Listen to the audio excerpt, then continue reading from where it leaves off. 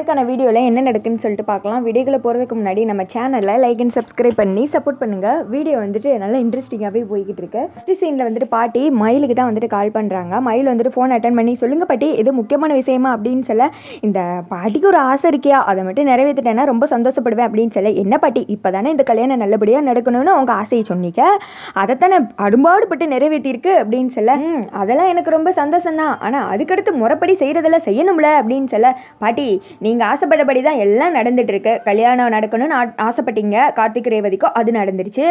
உங்கள் பரம்பரை கட்டில் தான் உங்களுக்கு முதலிரவு நடக்கணும்னு நினச்சிங்க, அதையும் கொண்டு வந்து இங்கே சேர்த்தாச்சு. இதுக்கு மேலே என்ன ஆசை இருக்குது சொல்லுங்கள், உங்கள் ஆசையை நிறைவேற்ற தானே இந்த மயில் இருக்கேன் அப்படின்னு சொல்ல, இல்லையா கல்யாணம் ஆன புது ஜோடிகளுக்கு என் பேரனுக்கும் பேத்திக்கும் விருந்து கொடுக்கணும்னு ஆசைப்படுறையா, அதை மட்டும் எப்படியாவது நிறைவேற்றிட்டேன்னா இந்த ஆட்சி ரொம்ப சந்தோஷப்படுவேன் அப்படின்னு சொல்ல, பாட்டி நீங்கள் சொல்கிறதெல்லாம் சரிதான், ஆனால் அத்தையை மீறி இவங்க ரெண்டு பேர்த்தை எப்படி அங்கே கொண்டு வர்றது அப்படின்னு சொல்ல, அதான் ஏன் எனக்கு தெரியல, நீ மனசு வச்சா நடக்கும், ஏன் நீ எப்பேற்பட்டவன், எப்படியோ அப்படி இப்படின்னு அருமாடுபட்டு கல்யாணத்தை நடக்கிற அளவுக்கு நீ கொண்டு வந்துட்டேல, அப்போ இதெல்லாம் வந்துட்டு உன்னால் முடியும் அப்படி இப்படின்னு பாட்டி கொஞ்சம் ஏற்றி விட மயிலுக்கு வந்துட்டு அப்படியே சிறுன்னு ஏறிடுது.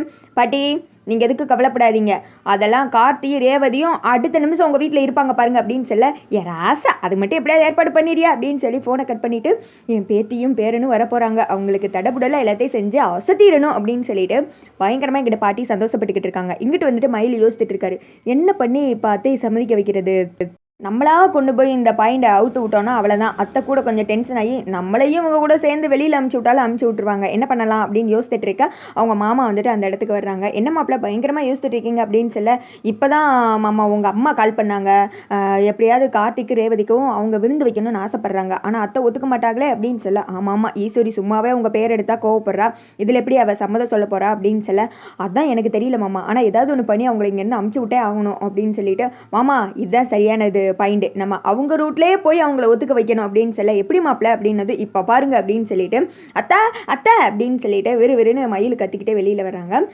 ஃபேமிலியில் இருக்கவங்க எல்லாருமே வந்துடுறாங்க. என்ன மாப்பிள்ள அப்படி என்ன அவசரம், எதுக்காக இப்படி கத்துறீங்க அப்படின்னு சொல்ல, பயங்கரமாக டென்ஷன் படுத்தி விட்டாங்க அத்தை அப்படின்னு சொல்ல, யார் மாப்பிள்ள அப்படின்னு கேட்டது, எல்லாம் அந்த கிளவி தான், வேற யாரு உங்கள் மாமாவோட அம்மா தான், என்னென்ன பேச்சு பேசுது தெரியுமா, அது கேட்ட எனக்கே ஆத்திரமாக வந்துருச்சு. அந்த இடத்துல மட்டும் அத்தை நீங்கள் இருந்தீங்கன்னு வச்சுக்கோங்க அவ்வளோதான், திருப்பி பதிலடி கொடுத்துருப்பீங்க அப்படின்னு சொல்ல, அப்படி என்ன சொல்லிச்சு அந்த கிளவி அப்படின்னு சொல்லிட்டு கேட்கும்.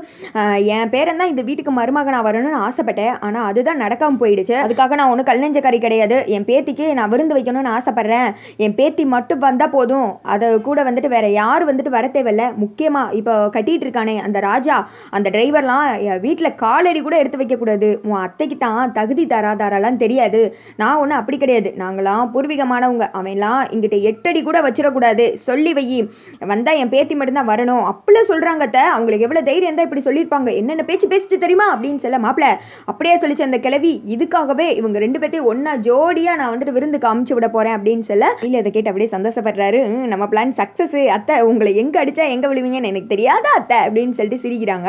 இங்கிட்ட வந்துட்டு சாமுடி சரி சொல்கிறாங்க, என் மாப்பிள்ள ராஜா சாப்பிட்ட எச்சி இலையை அந்த கிளவியை நான் எடுக்க வைக்கிறேன் அப்படின்னு சொல்லிட்டு அவங்கள வந்து அடுத்த சீனில் விருந்துக்கு போகிற மாதிரி தான் காமிச்சிட்டு இருக்காங்க.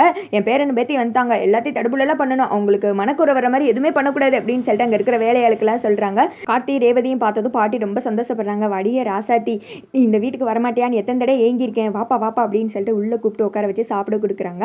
சாப்பாடு சாப்பிட்டுட்டு ரேவதி எடுத்து கை கழுவுறதுக்காக போகிறாங்க. இப்படி இந்த குடும்பம் ஒன்றா இருக்காதான் நான் எத்தனை தடவை ஆசைப்பட்டிருக்கேன் தெரியுமா அப்படின்னு சொல்லிட்டு பாட்டி ஏக்கத்தோடு சொல்ல, பாட்டி நீங்கள் எதுக்கு கவலைப்படாதீங்க, கண்டிப்பாக இந்த குடும்பத்தை நான் ஒன்று சேர்ப்பேன் அப்படின்னு சொல்லிட்டு கார்த்தி சொல்கிறாங்க.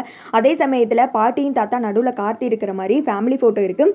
ரேவதி கை கழுவ போனவங்க தற்சமே இப்படி திரும்பி பார்க்குறாங்க அந்த ஃபோட்டோவை, அதோட பார்த்தீங்கன்னா வீடியோ வந்துட்டு முடிஞ்சிருது.